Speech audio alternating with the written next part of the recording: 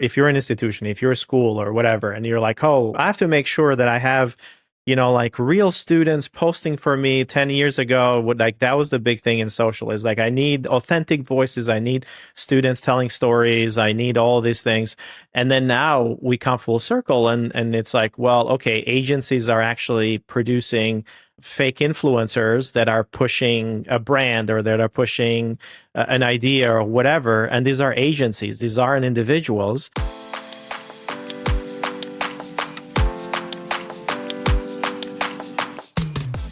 Hello, welcome to Generation AI, the podcast where we demystify artificial intelligence through the lens of higher education and beyond. I'm your host, Artis Kadu, and joined with me today is my co-host with a numb face, Dr. JC Bonilla. Hey, JC. Everybody, I came from the dentist. I've, multitask in the morning, just check out, but the checkup got a little invasive, so they needed to put a little anesthesia. So I may not be drooling. I don't know what's happening here, but in case you do not understand the perfect eloquence of my words, it's not the accent, it's the anesthesia. Hey, you sound actually a lot better. It's Hey, screw you, man. Come on. From now on, anesthesia. The whole time. Accent reduction. I'm going to start a whole thing called accent reduction via anesthesia. So how about that? I think I could, the narcotics industry may like it. Anyway. Well, I'm doing pretty well. I think we're kind of kicking off September. This is our second recording. We're recording on September 12th, and we have a full packed episode today. We're going to touch base on a whole bunch of news that are happening, macro trends, and then, of course, we're going to give some tool updates as well. But, this is it's a sad week for a lot of us New Yorkers, especially with September 11. And, that was just yesterday. And can you believe it? It was how many years ago? It was 23 years ago, 24 years ago, which is crazy. And it's we have folks in the company today at Element that weren't even born when September 11 happened. So it makes me feel old. And yeah, September 11. There's people who did not live with the trauma that they causes, right? And we also speaking on the trauma, just a sad week for the country, right? And there's just this new generation that now is going to go through the impact of the assassination of Charlie Kirk. And to 9/11, just I don't know if I would tell you this. It was 9/11. It was 24 years ago that I was in New York for the first time touring universities. So I came to Poly, the NYU campus, right, the day before, and I was touring it. Because I was considering, I wasn't sure about the Brooklyn campus, and I was also touring Pace and Columbia. I was like, where am I going to apply and things of that sort. So, it was 24 years ago this week that my journey in New York started, and then like my family freaked out because I was in the area. So yeah, I was still in high school. Yeah, it's incredible. Now, the news of what happened in Utah, it's very close to home as well. So how did you experience this one? Yeah, so I don't know if everybody is up to date, but obviously this is national news. Charlie Kirk, which if you don't know who he is, he's someone who social media personality and someone who essentially goes out to a lot of campuses, and he has a show and he likes to debate social issues and so on and so forth. He's become very, very popular on social media and obviously conservative media as well. But he happened to be at university UVU, which is actually one of our partner institutions, and that's why I felt like I bring this thing up. And UVU campus, and he's doing one of his big rallies, not big rallies, but one of his events. And very, very sadly, he got shot and died. And one of our champions at UVU, their nephew, who was like 10 feet away from Charlie from the incident.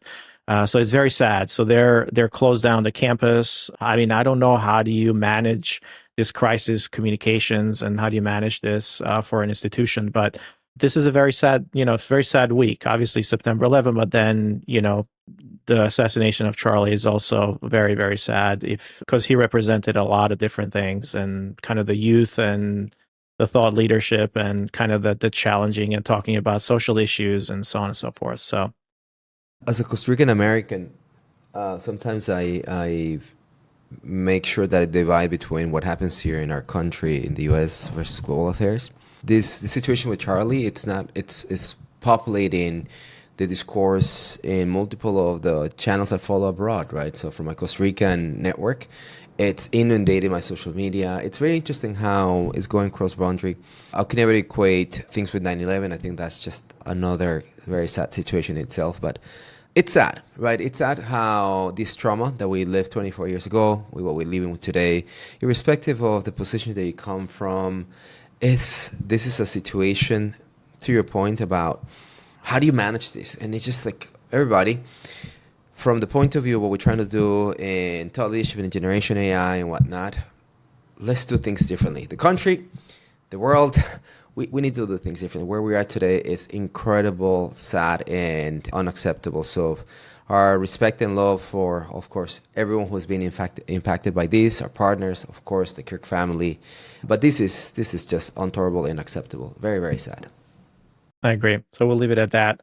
So moving back to the things that we do best, talk about generation AI. So we talk about little generation things. Now let's bring it back to AI, right? Yeah. So this new generation, right? That's talking about generation AI or talking about AI. One of the things that we're going to talk about a whole bunch of things that are happening right now in the market, and a couple of big trends or big news. One of them is Anthropic settled a lawsuit, a copyright settlement. So they settled it for 1.5 billion, and this was a copyright lawsuit. So the details of this, let's go through a couple of the details, because from the outside, when I first heard about it, it sounded like, oh shit, AI companies are in trouble now because this is setting precedents and all the training data. But it's actually good news for those AI enthusiasts. And so let's essentially what this means is that this was a court decision that's basically saying, it's not saying that all AI is illegal. It's basically telling Anthropic that you can't use pirated material to train your models. And the whole idea here was that Anthropic used about 500,000 illegible books to train their models, and they had gotten those books without purchasing them, but they pirated them. So who hasn't pirated material before? But it just happens that they got sued for it, and the court said,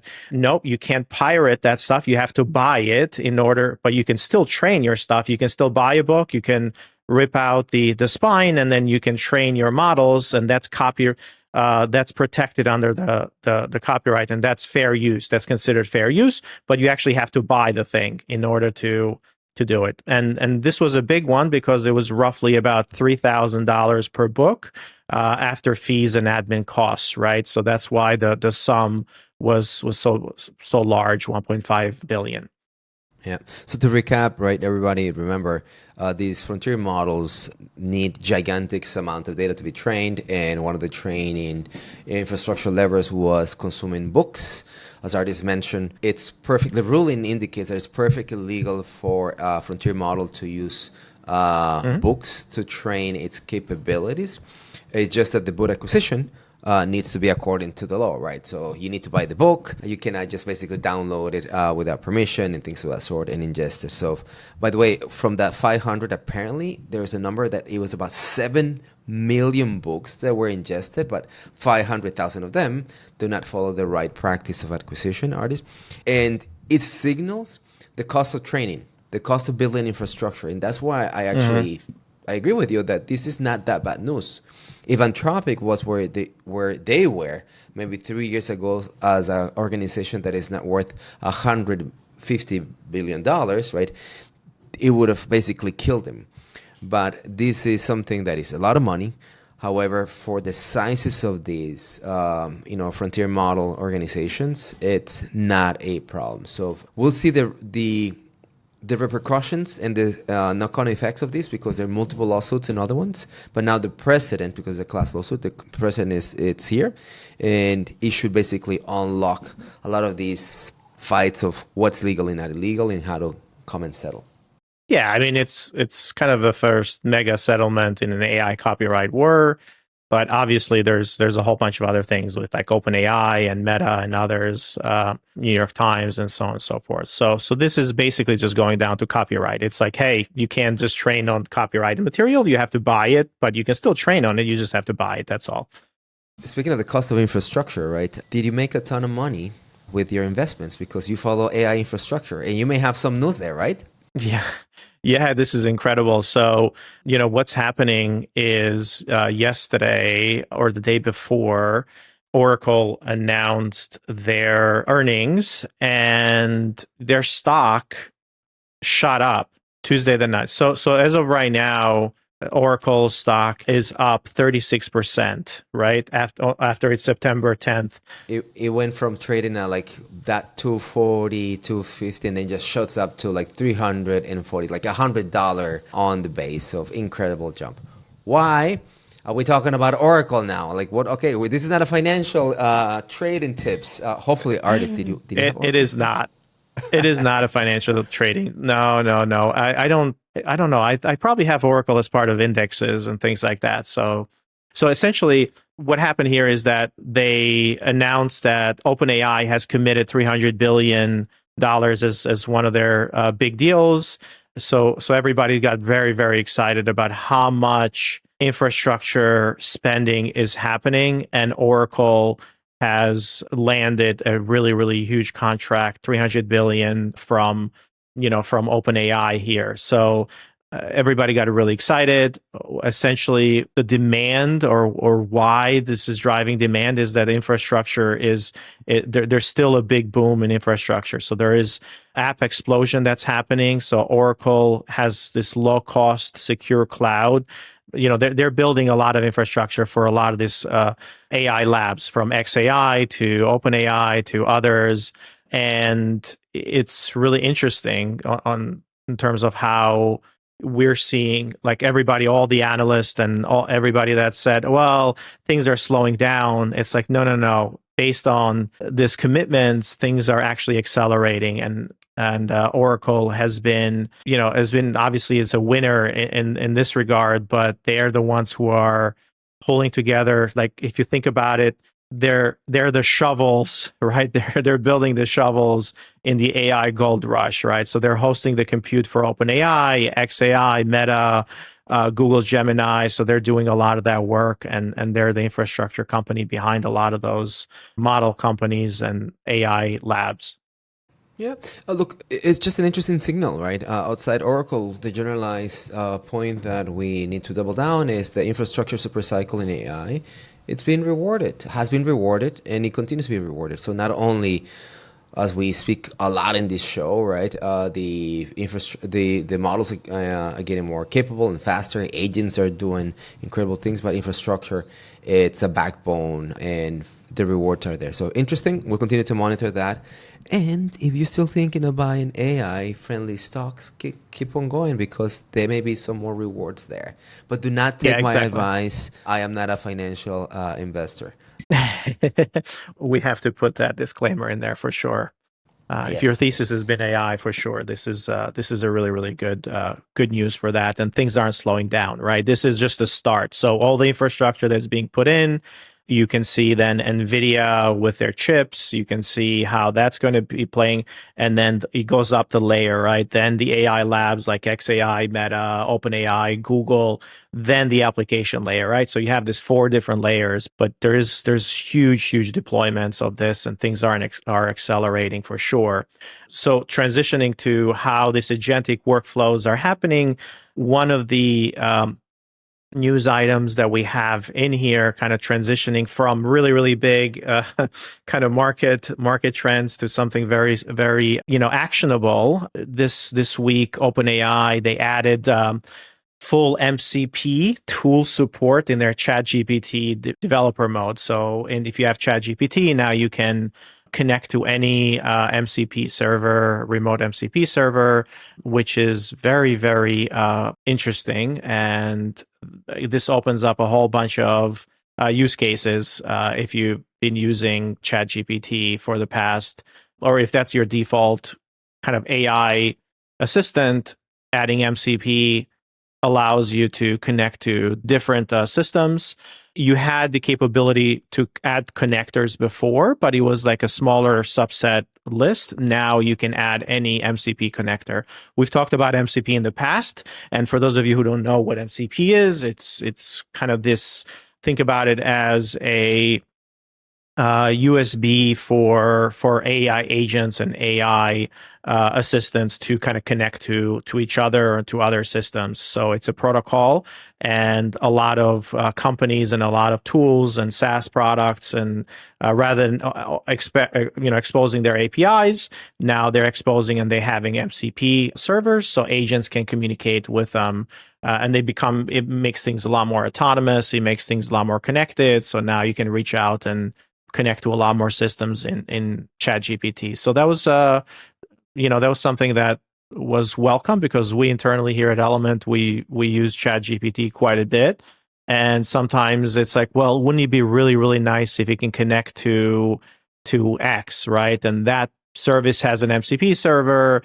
It's like, well, the connector is not quite there, but now, that's available for everybody. So I was really excited about that. Yeah, all things MCP, Signal, the agentic style of AI deployment continues to expand, and interoperability becomes more flexible, faster. And yeah, so now if you're interested in doing more workflows across other connectors, that's supported. Which takes us to the other agentic announcement with Replit Agent 3, right? Replit, an apps kind of deployment tool, all of a sudden launches its autonomous coding agent 3. Testing, fixing, retesting. And this is really interesting, Artis. I wonder if you can say more about what do you know about reflective loops? So it's the idea that allows you to do this autonomous testing with reflective loops. Do you know what that means? It signals more copilots and doers? Yeah. Yeah, but I think before we kind of talk about this, Replit is a vibe coding or a developer platform where you can kind of build applications. They had introduced an agentic vibe coding agent that you can just very similar to Lovable, but it's different. It kind of, you can use a lot of different languages and so on and so forth. It's not just about building websites. So Replit had introduced their AI agent for vibe coding. We've talked about this before. So Replit and Lovable have been two of our preferred tools. So, however, what JC is saying is that Replit just introduced what they're calling their Agent 3. So their third generation of their agent platform, where this agent is it's a massive upgrade from before. So whereas you can give these agents a prompt before, and they would go back and forth with you and build something, now they're 10 times more autonomous. So essentially, you can operate independently for up to 200 minutes per session. And it can manage the whole entire workflow from ideation to deployment without any oversight at all. And that's what we're talking about here. So essentially what that means is, before you had to go back and forth quite a few times, it broke itself, it fixed itself. With Agent 3, JC, what you mentioned about reflective, it's testing itself. So it builds something, it goes through, and it has a testing capability. So it looks at the application, it sees that it's broken, it tests everything, it tests all the fields, it tests all the buttons, does it scroll, does it fill in this, does it do the actions, and then based on that, it reflects in itself, and then there's this built-in loop. So it basically proactively tests apps in a real browser environment, which simulates kind of this human interaction, like we said, like clicking and filling forms. It identifies those bugs and then auto fixes them. It logs the issues. It runs API checks and even handles kind of this user authentication process. So that's the big thing here. And if you have used Replit before, it's pretty amazing what it's been adding, because some of the other features that have introduced are things like not just building the apps, but they've also introduced kind of these AI workflows, so it can create multi-step automations now as well. So think about if you use Zapier before, to automate things and to connect to different systems and to do something, Replit can build those workflows as well now. So it can you can build like a Slack bot that pulls GitHub issues and then summarizes them in a daily email via Gmail, and then saves the attachment to Dropbox, and so on and so forth. So they've kind of built the ability to, through vibe coding or through prompting, essentially, build these workflows. You can also build agents. So Agent 3 can build other agents autonomously. You can build like custom chatbots or time-based triggers to reminder systems. So you can build like sub-agents that can inherit the testing on the smarts. And then, of course, you can build apps as well. So that's a whole revamped flow of building apps, which existed there before, but now you can build much more complex applications. So very excited. I've played around with this very little, but I'm very excited to kind of continue this and perhaps do a session on this. So I've done Lovable before, which is our preferred tool. But now with Replit Agent 3, I'm getting very excited on how you can build these agents and workflows directly in there. They can connect with Slack and so on and so forth. Yeah, we should do a whole episode on demystifying work charts and this idea of how like workflows and those kind of things is the way to go, and then showcase how it gets done. All right, so artists, agents are getting more capable. We see that in these updates, the cost of training, it's being legalized, or the friction in cost of training is not longer. And as well, the infrastructure in AI continues to be rewarded. Let's bring all these conversations to something like social media, and specifically how video and image generation, it's given us one use case that is really interesting, is popping, but it's all powered by this new infrastructure agents AI wave of image and video generation. So one of the things I ask you is like, let's do an episode on AI influencers. And you're like, yeah, great. But how are these influencers being built? Like, what is the power that is happening? And the enactment, if you will, is just the incredible proliferation of video generation models, right? So yeah, video and image generation for sure. Video and image generation. So the way I'll kick off our conversation, right, maybe is in social media, there's a proliferation of content that is synthetic. You have experienced this. Maybe you don't know that you were seeing AI generated content. Maybe it's actually in front of you that it says this is AI content generation. So specifically the rise of AI influencers, virtual personas, think of hyper-personalized avatars. They're hitting gigantic market shares, artists. And some of them are making up to $10 million a year. We can give you some details of who they are. They have millions of followers. Brands are really excited. They're partnering with Samsung, with Versace, with the brands locally in the US and worldwide to do very controlled brand-specific experiments, because you know why? Artists, they control the narrative, the brands, they control all the artifacts, and there's this idea that fandom, us, we kind of like the adventure and the fiction, but we don't like its deception, right? So it's really a really interesting rise, and it's popular everywhere. I don't spend a lot of time on social in that way. Like Instagram is something that I don't spend a lot, or TikTok.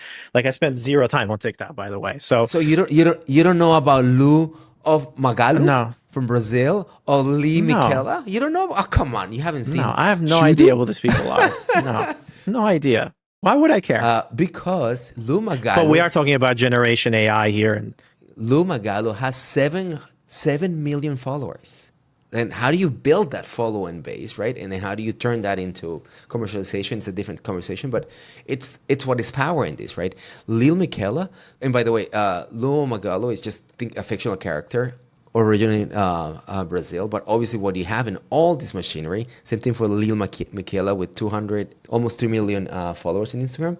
They are owned by agencies that have leveraged all the machinery that we've been seeing for the past probably 20 years in computer generated graphics, but it just went bananas in the past year because the conversation today. So how do we tie this to, so if you're an institution, if you're a school or whatever, and you're like, oh, I have to make sure that I have, like real students posting for me 10 years ago, like that was the big thing in social, is like I need authentic voices, I need students telling stories, I need all these things. And then now we come full circle and it's like, well, okay, agencies are actually producing fake influencers that are pushing a brand or that are pushing an idea or whatever. And these are agencies, these aren't individuals. And then we saw how every kid now wants to be an influencer. So Mr. Beast, the rise of Mr. Beast and all these. So the YouTubers and the AI influencers. But the AI generation of this images, the AI generation of this video is becoming more and more. So everybody can do it, but agencies can spend a little bit more money and generate better video and a lot more of that and generate better images.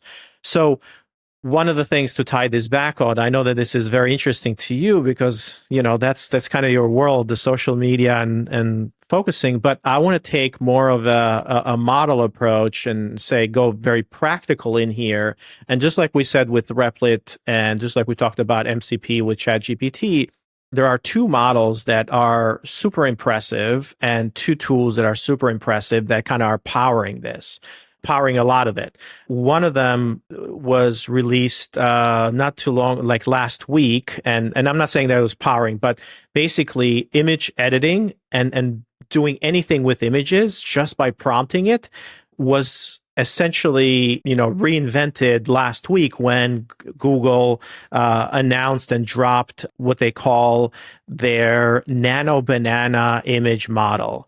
And Nano Banana is incredible because the examples that I've seen over the past week on how it's being used, it's just incredible. You can upload an image and you can just describe whatever you want, and it will just make those edits. You have a black cat, you can make it a white cat, you can make it you can essentially transform and do anything with images with Nano Banana. It's incredible editing.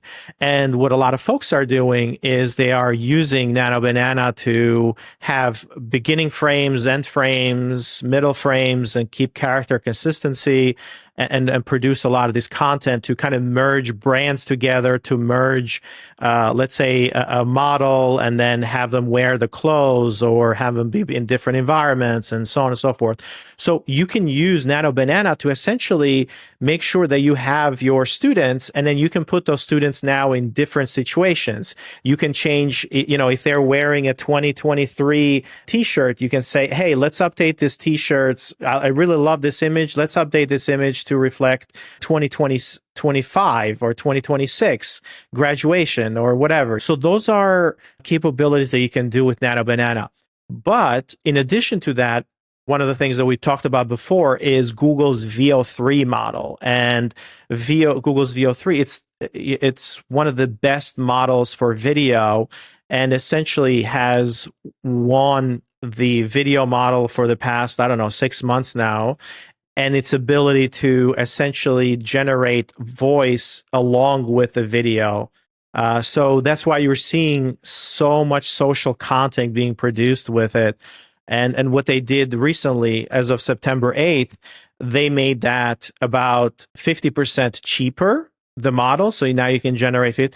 And one of the great features that they did, now you can do vertical video formats. You can do a 9:16 aspect ratio, which is optimized for mobile first platforms like TikTok and Instagram Reels, and of course, YouTube Reels as well.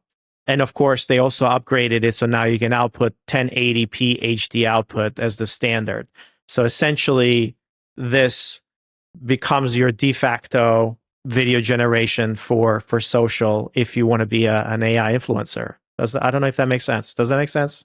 100%. So, artists, the conversation today about infrastructure that is enabling this type of proliferation of social media, or AI influencer and whatnot. So, Nano Banana unlocks multimodal creativity, fantastic for editing. You can use that on Gemini, by the way. You can use it on Gemini, Google Gemini. Yep. So let me put these two worlds together, just on Nano Banana, right? Nano Banana meets viral content. So here are the most 5 viral prompts on Nano Banana. Take a picture of yourself in Nano Banana prompt number 1. Turn yourself into an action figure. Nano Banana prompt number 2. See yourself in a different decade. You have to see in that, right? Like this whole playbooks that grabs little artists and puts it in 1942 or whatnot. Nano Banana viral prompt number 3, appear in a TV show. So you can say, I want to be in the Seinfeld shows, right? Nano Banana prompt number 4, step into classic artwork, replacing, I don't know, the Mona Lisa with a bald man me, right? Or number 5, using your picture to visit a landmark worldwide. So some of the viral prompts that are being used with Nano Banana. And what this showcases is just this to your point that, a shirt says the year of production. Now you want this to be contextual to today. You have to do the whole thing again. So all of a sudden, you just come and stitch that video with something that to a human eye, you would not recognize what's happening, right? It's like, oh my gosh, really the production value is so good. And the cost of updating content is peanuts. And that's Nano Banana, right? Correct. Terrible name, artist. Terrible name. I mean, that's the model name, but yeah, it's the image, the default image now editor in Google Gemini. You can also use it through the APIs as well, right? So if there's other tools that now are using the APIs underneath to do this editing. So a lot of companies are incorporating it as part of their image editing. So I don't know if it's Canva or some other tools as well are using that as the editor. Did you mention on Google Veo 3 these new features that also move into social media? I don't know if you want to talk about that, but it's not only how good they're getting, but how the applications, or prior conversation about MCP now in bringing more connectors. These tools are getting so good that I understand how I do this with cuts and production that need to be social media friendly or cinema and things like that. So you want to talk about that a little bit on Veo 3? Yeah. So, I mean, obviously Veo 3 has been trained and Google has huge training videos from YouTube and social and so on and so forth. So it's really powerful what Veo 3 can do. And now we can generate vertical videos, right? So the vertical videos, it's what you need for social.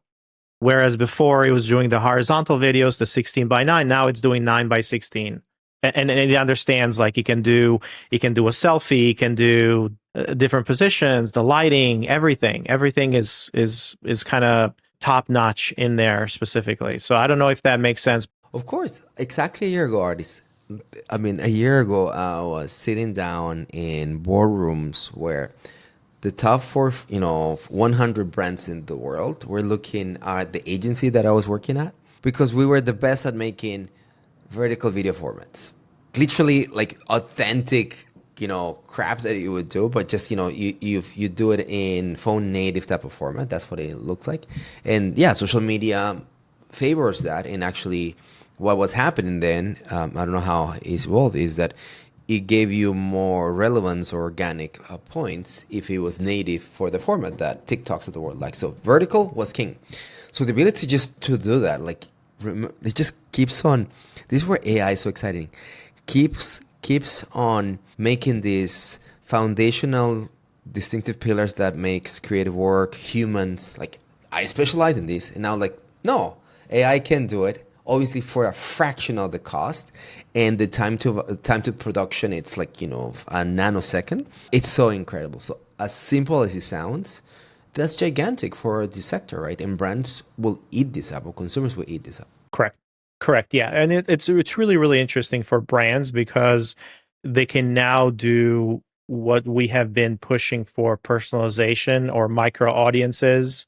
So now you can produce content a lot faster and a lot more of it personalized to micro audiences. So you can change the messaging, you can change the video, you can You can create a lot more of it. You can do A/B testing. You can see how it works. If you remember, like you said it, like last year we were having conversations and you said, hey, at VaynerMedia, we were doing 100 or 200 different versions of these production content and seeing which one worked best. Well, every brand can do that now for literally just a couple $100 because that's how much it takes to create this video. I think it's about like 15 cents per second to generate. So yeah, 15 cents per second on VO3 fast, and about 40 cents for if you want higher quality, per second. So you can create a 30-second ad in VO3 for $12. It's crazy, right? For $12, hundreds of thousands of dollars, hundreds and thousands of dollars to the variation, and now and again, the exciting thing about VO3 is that it's the full package, not only video, right, but you have the voice, the voice, yes, right? So it's the whole production.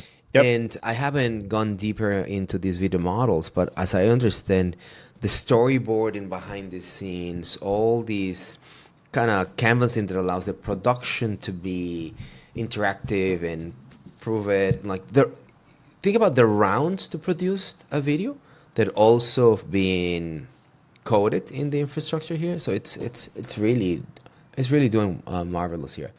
Yeah, and what they did with this latest release, it's essentially they made it production ready. So 1080p HD output as the standard. It has smoother transitions, crisper visuals, kind of this better audio integration. And it's really ideal for what we're talking about for this polished, professional looking clips without post-production at all in it. Yeah. Here, just a quick question, and this is, I speak of how the industry uses that, but I really have spent very little time on video models. I think you have more the upper hand on all of us here. Midjourney was the place to go, like literally a year ago, right? And then I know that Sora and OpenAI, there's these other tools out there. It really feels that VO3 Google is eating everybody's lunch. Is that right? Do you experience it that way, that these tools that were incredible in video now either they're staying flat, they're just not being talked about the same way? What do you think? Yeah, I think different tools have their different places, but in terms of the output quality, VO3 has really taken away. I personally use Midjourney for image generation. They have a really amazing style, and this stylistic view of how they do styles is amazing. And then also they have introduced the ability. Our own show is produced there, right? Yeah, most of the images that go along with this show, I produce them in Midjourney. So as a matter of fact, I think all of them are Midjourney produced images. And what I also do sometimes for my presentations is, so you can take these images and then you can add motion to them. So you can describe and add motion to them, and then you can transform it into videos. And they also have the ability to do loops. So when you produce an image and you put it in a presentation, rather than just putting a static image in there, I put this amazing loops, and it's just like stock backgrounds. Like sometimes you have this stock backgrounds. So I do that with Midjourney, and that's really, really integrated nicely in there, and they do a really good job at that. But no, as a matter of fact, you use the right tool for the right situation or for the right project, and I find it that Midjourney still is really, really good about image generation, especially around conceptual images. It has the styles. If it understands your styles, then it kind of keep on doing that. So we're gonna do a whole show, probably a show and tell with VO3 and kind of the video session. Are there other alternatives here? Midjourney, VO3, anything else that in the world of image video generation models you think are worth for our listeners to live with? Oh, that's interesting to me. Yeah. So there's a couple other tools if you want to take a look at them. There's obviously Runway ML. They're Gen 3. You can do vertical, horizontal support, 1080p, fast rendering. And they do social, it's good for social reels and kind of these quick prototypes. There's something called Kling AI 2.1, and that's good for lip syncing. So it does lip syncing, motion. You can control motion with it. And then it's a little bit cheaper. There's a free version with watermarking. Luma Dream Machine, that's another one. So hyper realistic animations, and it's kind of with easy prompts. And then you have Leonardo. So Leonardo AI is kind of a platform that if you want to go test out all of these different models in one place, Leonardo gives you the ability to do that because you can use VO3 through Leonardo. It's got the built-in VO3 access and the sound effects and all of that stuff. So that might be a better platform if you want to be a creator because it kind of brings all these different models together and you can play around with them in Leonardo.ai. Art is super fun, and I think that more, as you said, more to come on video image model generation. Let's bring it very practical. Hey, I really like what artists and JC are talking about. I want to start using either V3 or Nano Banana, or I'm going to go all in into this idea of potentially have my own AI influencers. Watch out, things to be looking out as I go on Monday, and maybe I want to start practicing with this. So I'll tell you the first one, artist. It's really, really important for everyone to understand that authenticity, it's king, right? So this thing need to look appealing to the different audiences, and we can have AI content being presented. Audiences like it, but they don't like deception. By no means present something that it's AI generated and fake it that it's not, right? So have full disclosures and trust the signals, but trust AI content. You can do that. The other thing I in terms of how I start thinking about this, right? It's this idea that there's cultural signals and cultural, relevance that you can cherry back from. Like I forget which of these famous influencers. It's one of the, has a funny name, Lil Miquela or Imalu. She showed up, obviously, as an avatar at Coachella, and it was fantastic in social media. So what you have is a human-dominated thing where actually humans are, and it's superimposed or is embedded, and then these fictional character shows up. The other thing that I guess I want to drive here is I start thinking about building these.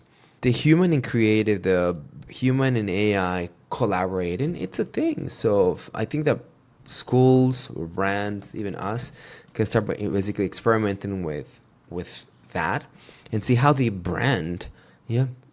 We're saying we need a bolty character to come to life. Why not? Why not? I mean, why not practice with 7 variations of Bolt and see how he speaks to you? Let me take this to the next level, right? So, university mascots, right? So, the mascot can have variations that speak to a freshman, sophomore, a parent who doesn't speak English, who's trying to send that. And just think about the personalization of this character, the mascot and whatnot, that goes through the process of mom and dad who are super worried because now they need to bring little Johnny to campus. And they're like, little Johnny has never done laundry, right? So, hey, how is the laundry system? Those are questions that Johnny doesn't care about, but mom and pops actually care about. And just think about having that conversation, very immersive, with the tour of the laundry system. I mean, that's the stuff that can be produced so quickly and cheap today.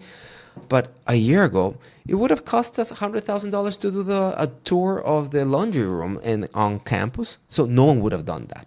You know what I mean? Yeah. I think one of the things to keep in mind around this video generation or whatever, try not to fake it as this is a real video. One of the things is just, whatever the messaging is, just do it as a video, but try to make sure that the audience understands that, hey, this is exaggerated or whatever. Think about, how the audience can understand it. There's a production or there's some kind of visual effects or some kind of post-production in there, So just think about that. And then if you're creating your own characters and you're a mascot, you can creating just make sure that the brand also owns the responsibility of what happens with that in on social as well. So those are just the watch outs. Just make sure if you're creating them, you don't pass them off as hype, as real. That's the only downside that can happen out of that. So we're going to repeat it again. We are not licensed stock traders, so do not take any of this advice and do not blame us if things don't work out. That's a terrible disclaimer. Till next time, everybody. Generation AI is part of the Enrollify podcast network. If you like this podcast, chances are you're going to like other Enrollify shows too. Our podcast network is growing weekly, and we've got a wide range of marketing, enrollment, and higher ed technology shows that are jam-packed with stories, ideas, and frameworks, all designed to empower you to be a better higher ed professional. Our shows help higher ed leaders and professionals like you find their next big idea. They feature a selection of the industry's best as your hosts, like Jamie Hunt, Seth Odell, Jenny Lee Fowler, Brian Gross, and many of your favorite leaders in higher ed. Enrollify is made possible by Element 451, the next generation AI student engagement platform that's helping institutions all over the country create meaningful, personalized, and engaging connections with their prospects and students. Learn more at element451.com.